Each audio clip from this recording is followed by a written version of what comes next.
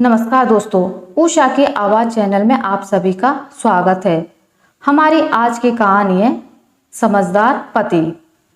मेरे पति पेशे से एक इंजीनियर हैं।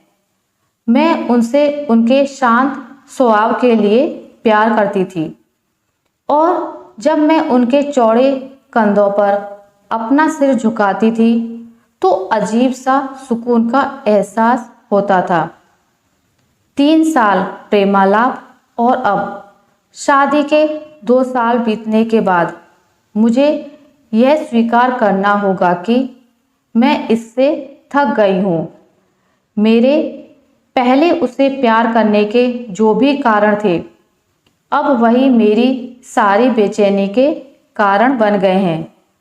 मैं एक भावुक महिला हूँ और जब रिश्ते और मेरी भावनाओं की बात आती है तो मैं बेहद संवेदनशील हूँ। मेरे पति मेरे बिल्कुल विपरीत हैं। उनमें संवेदनशीलता की कमी ने मुझे निराश कर दिया है। एक दिन मैंने आखिरकार उनसे अपने मन की बात बताने का फैसला किया कि मुझे तलाक चाहिए और मैंने हिम्मत करके उनको बताया। आखिर क्यों? चौंकते हुए उन्होंने पूछा। मैं थक गई हूँ। दुनिया में हर चीज का कोई कारण नहीं होता है, मैंने कहा। वह पूरी रात चुप रहे, बस हाथ में एक जलती हुई सिगरेट लिए गहरे विचारों में डूबे रहे। इससे मेरी निराशा की भावना और बढ़ती गई, क्योंकि मैं ऐसे आदमी को देख रही थी जो अपनी दुर्दशा को व्यक्त भी नहीं कर पा रहा था। भला मैं उससे और क्या उम्मीद कर सकती थी? और अंत में उन्होंने मुझसे पूछा, मैं तुम्हारा मन बदलने के लिए क्या कर सकता हूँ? किसी ने सच ही कहा है कि किसी के व्यक्तित्व को बदलना मुश्किल है। मुझे लगता है मेरा उन पर से विश्वास उठना शुरू हो गया है। उनकी आंखों में गहराई से देखते हुए मैंने धीरे से उत्तर दिया, मैं तुम्हें एक सवाल पूछती हूँ। अगर तुम्हारा जवाब मेरे दिल को मना सके तो मैं अपना विचार बदल दूंगी। मान लो मुझे एक पहाड़ की चट्टान पर खिला एक फूल चाहिए और हम दोनों को ये पता हो कि उस फूल को तोड़ने से तुम्हारी मृत्यु हो जाएगी। क्या तुम मेरे लिए ऐसा करोगे? उन्होंने कहा। मैं कल तुम्हें इसका जवाब दूंगा। उनकी प्रतिक्रिया सुनकर ही मेरी उम्मीदें धराशायी हो गईं। मैं अगली सुबह उठी तो पाया कि वह चले गए थे और सामने के दरवाजे के पास खाने की मेज पर दूध के गिलास के नीचे उनकी खुरदरी लिखावट के साथ कागज का एक टुकड़ा पड़ा था, जो पढ़े जाने पर ये बातें बयां करता है। प्रिय, मैं तुम्हारे लिए वह फूल नहीं तोड़ूंगा, लेकिन अगर तुम चाहो तो मैं तुम्हें इसके पीछे का कारण जरूर बताना चाहूँगा। यह पहली पंक्ति पढ़ते ही मेरे दिल के हजारों टुकड़े हो गए। फिर भी मैंने पढ़ना जारी रखा। जब तुम कंप्यूटर का इस्तेमाल करती हो तो तुम हमेशा सॉफ्टवेयर प्रोग्राम को गड़बड़ कर देती हो। अंत में तुम स्क्रीन के सामने बैठकर रोती हो। मुझे अपनी उंगलियों को जिंदा रखना पड़ेगा ताकि मैं प्रोग्राम को पुनः स्थापित करके तुम्हारे कीमती आंसू बहने से रोक सकूं।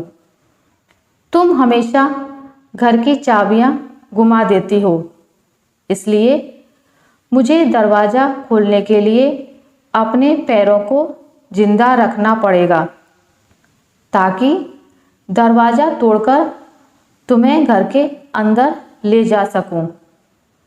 तुम यात्रा करना पसंद करती हो, लेकिन हमेशा एक नई जगह में अपना रास्ता भूल जाती हो। मुझे तुम्हें रास्ता दिखाने के लिए अपनी आँखें जिंदा रखनी पड़ेंगी। तुम घर के अंदर रहना पसंद है और मुझे पता है कि तुम अंतर्मुखी व्यक्ति हो। तुम्हारी बोरियत को दूर करने के लिए मुझे तुम्हें चुटकुले और कहानियाँ सुनाने के लिए अपने मुंह को जिंदा रखना है। तुम हमेशा कंप्यूटर और टीवी देखती हो और इससे तुम्हारी आँखों का अच्छा असर नहीं होगा। मुझे अपनी आँखों को बचाना होगा, ताकि जब हम बूढ़े हो जाएं तो मैं तुम्हारी आँखें बन सकूं। तुम्हारे सिर से सफ़ेद हो रहे बाल चुन सकूं। तुम्हारे नाखूनों को बिना तुम्हें चोट पहुंचाए काट सकूं। मैं भी समुद्र तट पर टहलते हुए तुम्हारा हाथ पकड़ना चाहता हूँ, जैसे तुम धूप और सुंदर रेत का आनंद लेती हो और खुशी से गाने गुनगुनाती हो। उसे मैं अपने कानों से सुनना चाहता हूँ, इसलिए मेरे कान जिंदा रहने चाहिए। जब तुम नहा के निकलती हो तो तुम्हारी भीनी भीनी खुशबू को महसूस करने के लिए मेरा नाक जीवित होना चाहिए। इसलिए मेरी प्रिय, जब तक मुझे यकीन नहीं होता कि कोई है जो तुमको मुझसे अधिक प्यार करता है, मैं तब तक उस फूल को नहीं तोड़ूंगा। और जिस दिन ऐसा कोई आया जो तुमको मुझसे अधिक प्यार करे, मैं खुशी खुशी उस फूल को तोड़ लूँगा। ये पढ़ते ही मेरे आंसू पत्र पर गिरे और उसकी लिखावट की स्याही धुंधली हो गई। मैंने उसे पढ़ना जारी रखा। अब जब तुमने मेरा उत्तर पूरा पढ़ लिया है, अगर तुम संतुष्ट हो, अगर मैंने तुम्हारे दिल को मना लिया हो, तो कृपया सामने का दरवाज़ा खोलो, क्योंकि मैं बाहर खड़ा हूँ तुम्हारी पसंदीदा ब्रेड और ताज़ा दूध के साथ। मैं जल्दी से दरवाज़ा खोलने के लिए दौड़ी और उसके चिंतित चेहरे को अपने हाथों में कसकर पकड़ा और चूम लिया और उसकी बाहों में समा गई। अब मुझे पूरा यकीन हो गया कि कोई भी मुझसे उतना प्यार नहीं करेगा जितना वह करता है, और मैंने फूल को ना ही तोड़ने का फैसला किया। यही जीवन है और प्रेम है। प्यार सभी रूपों में प्रकट होता है, यहाँ तक कि बहुत छोटे और सूक्ष्म रूपों में भी। इसका कभी एक मॉडल नहीं रहा है। यह सबसे नीरस और उबाऊ रूप में भी हो सकता है। फूल प्यार का हिस्सा हो सकते हैं, पर प्यार नहीं। आशा करती हूँ आपको मेरी आज की कहानी अच्छी लगी होगी। अगर आपको मेरी ये कहानी अच्छी लगी है तो इसे लाइक करें, ज़्यादा से ज़्यादा शेयर करें, और अगर आप मेरे चैनल पर नए हैं तो इसे सब्सक्राइब करना ना भूलें। मिलते हैं एक नई कहानी के साथ, तब तक के लिए नमस्कार।